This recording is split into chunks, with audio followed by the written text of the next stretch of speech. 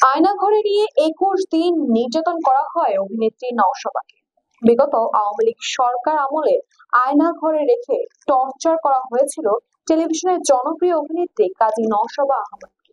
এমনটাই দাবি করেছেন অভিনেত্রী। জনপ্রিয় উপস্থাপক তানভীর তারেকের শোতে এসে সেই ঘটনা বলেছেন নওশাবা। সেটি প্রচারের অপেক্ষায় রয়েছে অনেকে। 2018 সালে নিরাপদ সড়কের দাবিতে যে আন্দোলন হয়েছিল শাহবাগ তথা রাজধানীতে, সে সময় সোশ্যাল মিডিয়ায় সরকার বিরোধী একটি পোস্ট করার দায়ে গ্রেফতার হন জনপ্রিয় অভিনেত্রী কাজী নওশাবা আহমেদ।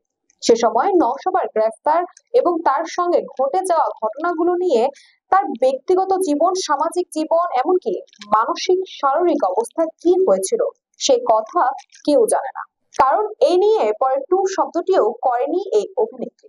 নওশাবা জেল থেকে ফিরে চেষ্টা করেছেন নিজেকে আবারও মেলে ধরতে, কিন্তু তার মনে যে গভীর ক্ষত তৈরি হয়েছিল 2018 সালে, সে কথা কাউকে বলতে না পেরে ভেতরে এক ভারী বোঝা নিয়ে বছরের পর বছর কাটিয়েছেন। কিন্তু এখন দিন বদলেছে।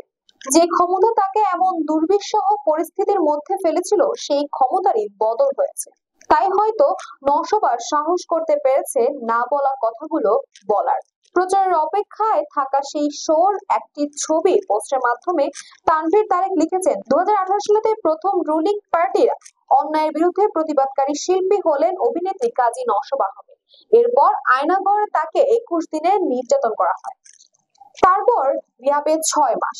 নিজের মেয়েকেও চিনতে পারত না। বন্ধুর নামে বাসা ভাড়া নিয়ে বোরকা পরে ঢুকতেন। কোনো আপোষ করেন।